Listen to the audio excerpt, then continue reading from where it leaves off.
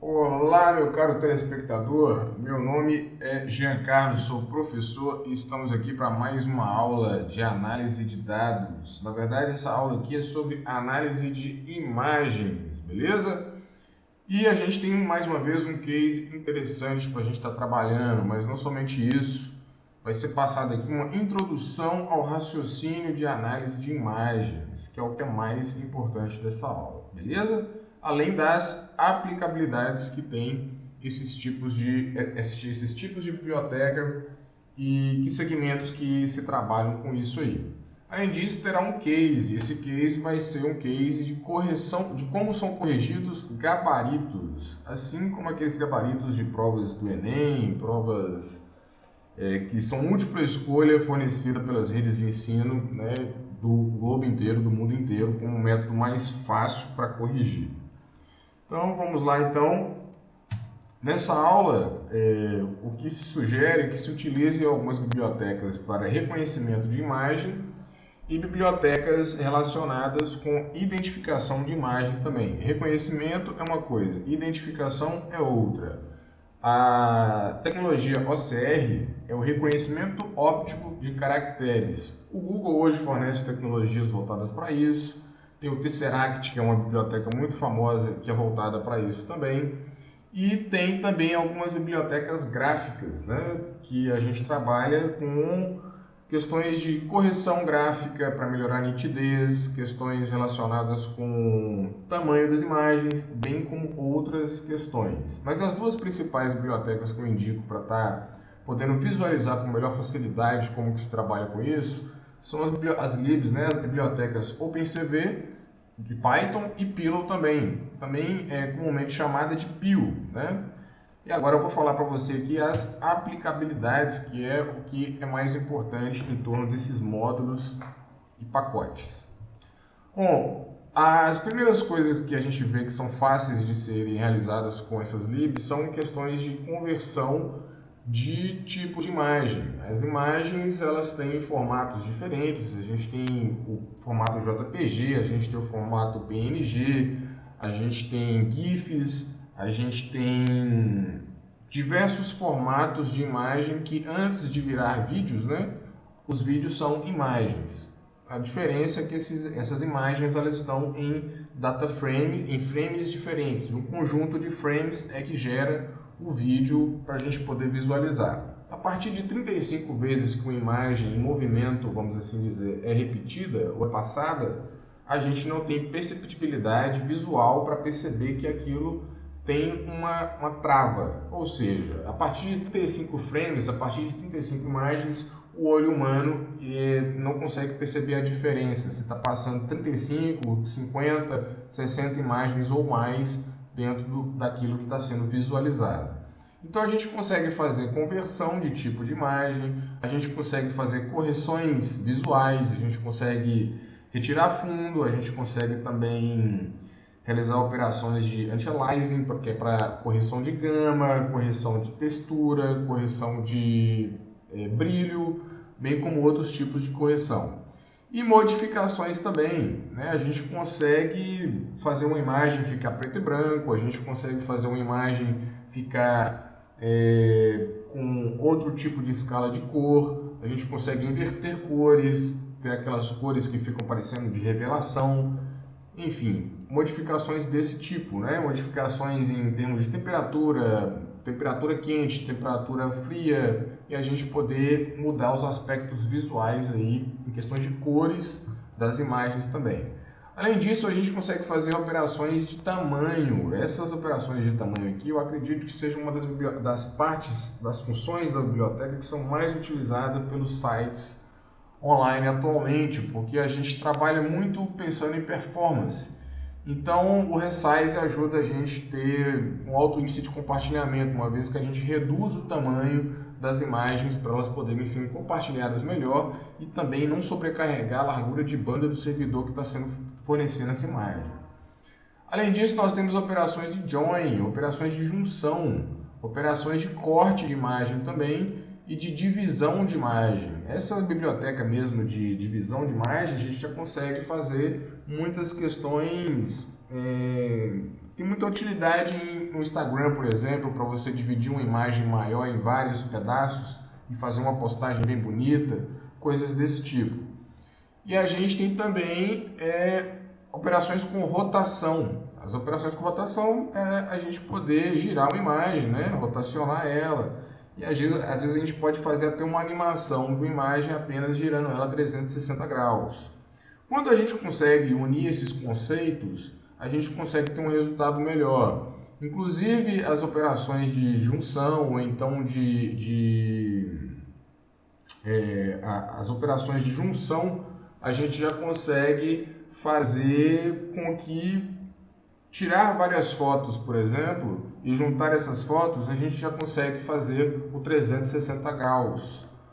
Ou seja, a gente pega uma determinada quantidade de imagens e através da operação de união, né, de join, a gente consegue fazer uma visualização ser diferente.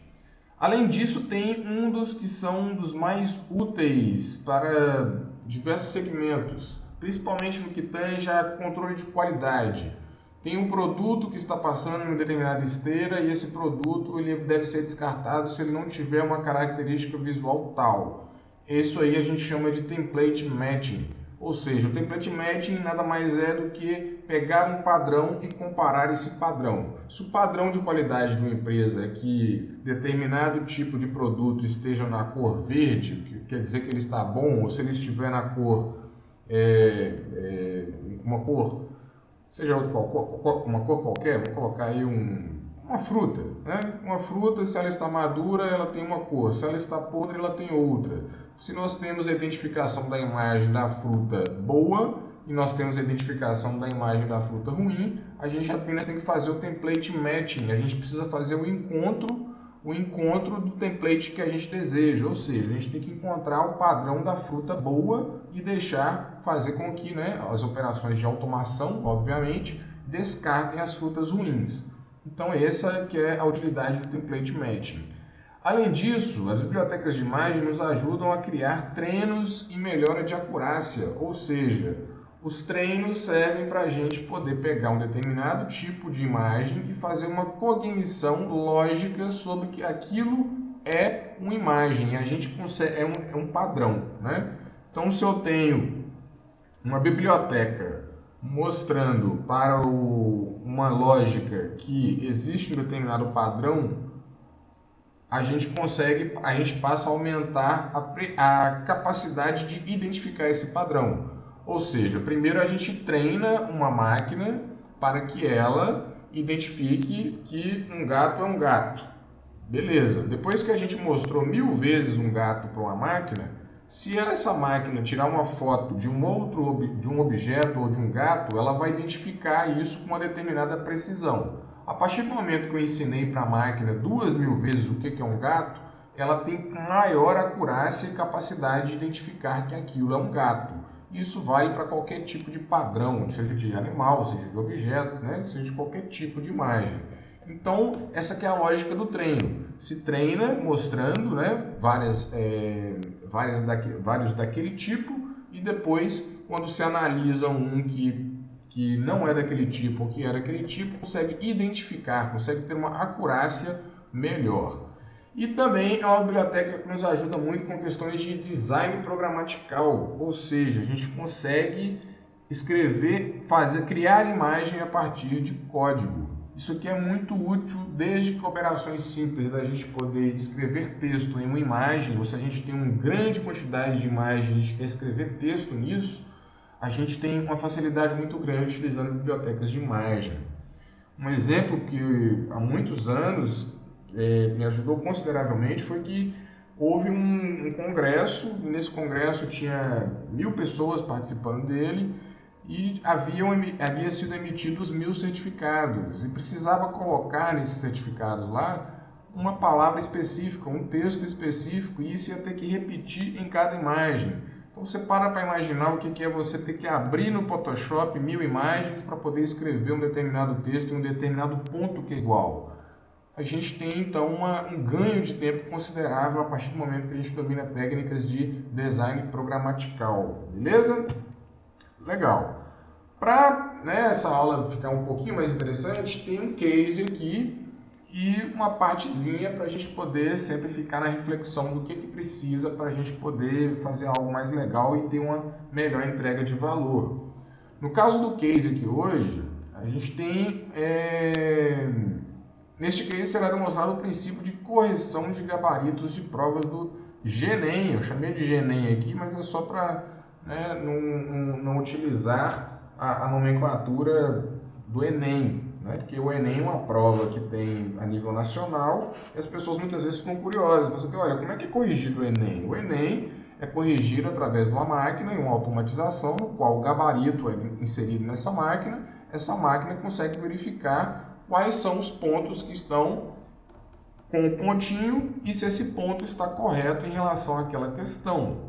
E aí a gente vai ver como que isso é feito em princípios de código, né? Obviamente, mas é óbvio que o desenvolvimento disso pode se estender a muito mais e se estende a poder utilizar todos esses conceitos anteriormente, desde fatiamento, para a gente poder fatiar cada questão por questão, desde a questão do OCR, para a gente poder identificar qual o número da questão, qual que é a letra que foi digitada na questão, desde também a questão de template matching, né? Se identificou o template matching de uma foto somente do gabarito e essa foto ela bateu com o outro template nos pontos pretos de forma correta, a gente já também tem um resultado também. Ou seja, a gente tem diversas formas lógicas de resolver esse problema. Eu vou apenas mostrar aqui uma forma simples e quais foram, né, qual foi a lógica e raciocínio utilizado. Então a gente começa com o quê? A gente começa com um gabarito, né? A folha de gabarito é uma folha similar a essa que está sendo apresentada. Tem a questão e tem as bolinhas para a gente poder marcar qual que é a letra correta e a gente também tem o conjunto de possibilidades, né? Pode ser A, pode ser B, pode ser C, pode ser D e pode ser E. Legal. Após um estudante realizar a prova, o que ele tem no final é as respostas dele, né? E a gente tem também o gabarito. O gabarito é esse mesmo modelo aqui, porém com as marcações no local correto. Se a gente está falando de método template matching, é pegar o gabarito do estudante e comparar com esse gabarito. Todas as linhas que estiverem batendo, que estiverem corretas, a nota dele vai ser aumentada. Todas as linhas que não estiver correto, a nota permanece a mesma. Além disso, você pode observar também que a gente pode utilizar e ver outros conceitos de análise também. A gente está aqui trabalhando com uma tabela. Essa tabela possui linhas, linha 1, linha 2, linha 3, linha 4, linha 5, coluna de letra A, coluna de letra B, coluna de letra C. Ou seja, a gente está trabalhando com uma matriz também. Embora hoje não vai ser apresentado, né, esse tipo de análise com matriz também, mas é algo também para a gente poder expandir o pensamento e ver outras possibilidades. Legal? Então vamos lá então, ó. Separando aqui cada questão em torno da resposta correta, a gente já tem esse tipo de padrão. Então vamos separar aqui em uma imagem. A imagem 1 é a imagem 2, a imagem 3, a imagem 4 e a imagem 5. E a gente tem que reparar também uma coisa que é importante, que é o quê? É o padrão. O padrão aqui é esse pontinho onde foi colocada a resposta para aquela questão. Legal? Então, show de bola. Aqui no caso, eu estou apresentando para você algumas coisas básicas em relação à imagem que a gente tem que saber. Se a gente trabalha com design ou se a gente trabalha com qualquer outra questão de programação envolvendo imagem, a gente tem que saber pelo menos o que é o padrão RGB, que é o padrão de cores, correto?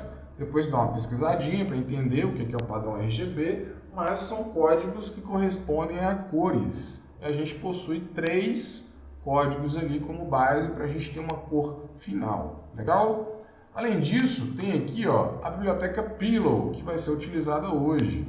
Essa biblioteca, como já foi dito, é uma das bibliotecas que é mais utilizadas para verificação, manipulação de imagens, beleza? Com todas aquelas operações que já foram descritas no slide. A gente pode fazer desde questões de fatiamento, a gente pode fazer união, a gente pode fazer rotação. Tudo isso é questão apenas de importar a biblioteca e saber utilizar as funções. Beleza? Legal. Além disso, a gente tem aqui o código, né?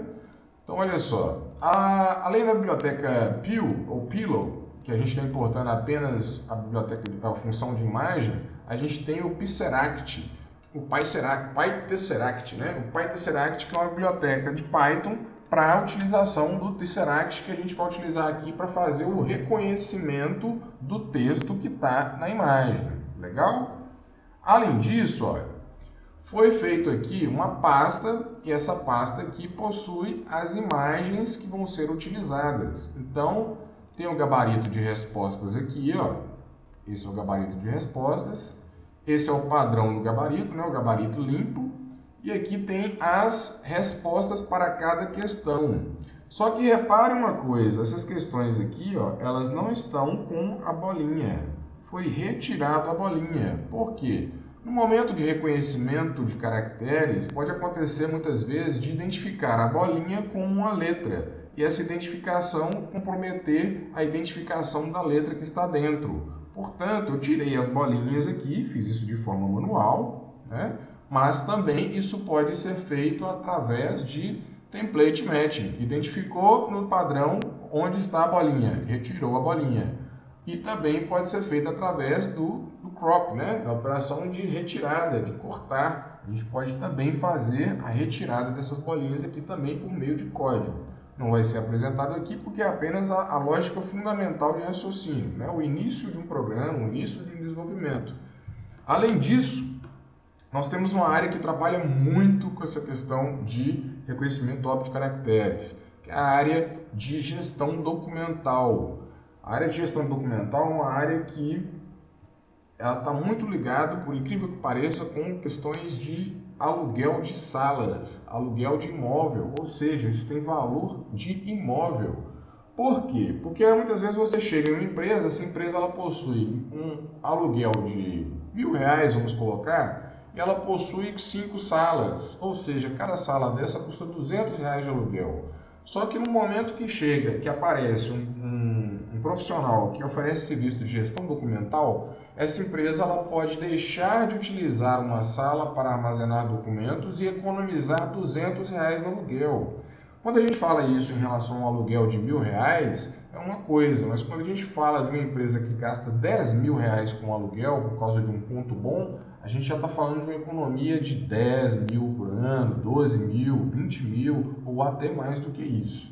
Então a gente tem muito mercado para quem quer trabalhar com isso e desenvolver algo mais elaborado. É óbvio que a gente faz aqui somente o necessário para ter um entendimento, né? Uma aula, um treinamento, mas a gente precisa saber também que tem muito mercado para isso também. Então foi separada a questão 1 aqui, a questão 2, a questão 3, a questão 4 e a questão 5. Beleza? Dentro do nosso código aqui agora, ó, a gente tem que foi importada a biblioteca Pil, como foi dito anteriormente, foi importado também a PyTesseract, que é a biblioteca de reconhecimento óptico, e aqui tem uma pequena lista com as questões. Ó. A lista tem a questão 1, questão 2, questão 3, questão 4 e questão 5. E também tem o gabarito. No gabarito foi colocado um dicionário. Nesse dicionário está contido aqui qual que é a resposta. Né? A resposta é C, B, E, B e E.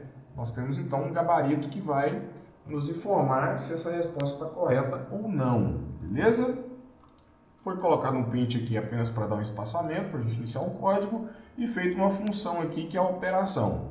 Essa função vai pegar o caminho que vai ser utilizado para que depois a gente possa fazer a abertura desse caminho, né? Então eu tenho que localizar aqui a pasta que eu coloquei essas imagens. Essas imagens estão enumeradas, cada uma com a questão que está sendo analisada e a terminação aqui em PNG.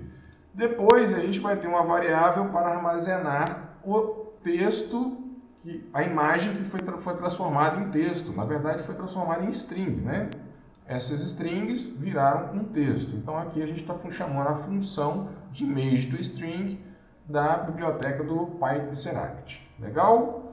Se no caminho do gabarito aqui, ó, ou seja, o caminho, vamos chamar essa operação aqui, ó. Na primeira vez que ela for chamada, para cada item em questões, para cada item que tem aqui, ó, nós vamos fazer essa operação. Para cada um desses, para o 1, para o 2, para o 3, para o 4, para o 5, nós iremos chamar a operação que irá receber essa variável aqui como parâmetro. Ó.